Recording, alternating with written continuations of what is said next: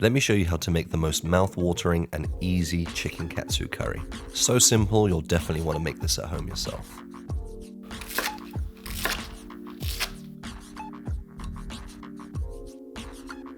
Start by throwing some vegetable oil in a saucepan on a medium to high heat. Go in with your vegetables and sweat these down for around 10 minutes. The vegetables are 1 onion, 2 garlic cloves, a thumb peel of ginger, 1 large carrot or 2 small carrots, and 1 large potato. Season generously with salt and pepper, and once these have broken down, we're going to season it with 2 heaped tablespoons of mild curry powder and 1 teaspoon of turmeric. Let these seasonings marry and infuse with the vegetables for around 5 minutes, then go in with 1 heaped tablespoon of flour to thicken this up. Mix that in, then follow through with around 350 ml of vegetable stock or chicken stock, followed by 150 ml of coconut milk, a good splash of soy sauce, and then we're going to sweeten things up with 1 heaped tablespoon of good honey. One of the biggest mistakes home cooks make are simply just not tasting your food. So always have a little spoon handy, give it a taste. What does it need? Has it got enough salt? Is it spicy enough? That's very spicy, good. And then you can double dip as well. So use one end, use the other end of the spoon. A little pro tip for you. Let the sauce simmer for around 20 minutes, allowing all those flavors to come together. Then I like to go in with my hand blender and blend this until smooth. You can use a regular blender, or if you don't have a blender, you can simply strain it, extracting that delicious sauce.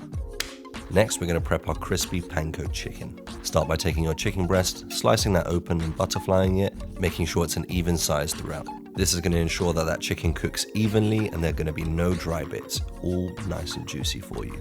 Please like and subscribe if you're enjoying the video so far. Once butterflied, we're going to season our chicken breast generously with salt. Then we're going to start giving this thing a crust. Start by throwing that chicken breast into 100 grams of plain flour that I've seasoned with salt and pepper. Once evenly coated, we're going to transfer to 2 beaten eggs, and then transfer it to our final stage, which is our seasoned panko breadcrumbs. Again, seasoned generously with just salt and pepper. Make sure you really press those panko breadcrumbs into your chicken with your hands until it looks a little something like this. We're going to shallow fry these, so lay your chicken cutlet down in some vegetable oil, which we've preheated to around 170 degrees Celsius. Cook these for around 3 to 4 minutes on each side. Remember, it's a very thin piece of chicken. It's not going to need a lot of time. Make sure to baste throughout by taking your spoon and scooping up some of that hot oil, throwing it on top of the chicken, ensuring maximum crispiness.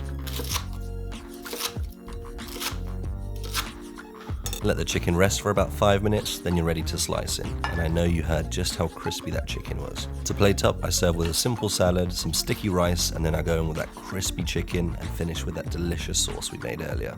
Thank you so much for watching. If you enjoyed this recipe, learned something new, please like, subscribe, and share it with a friend. And if you make this at home, please tag me in your creations. I really want to see it.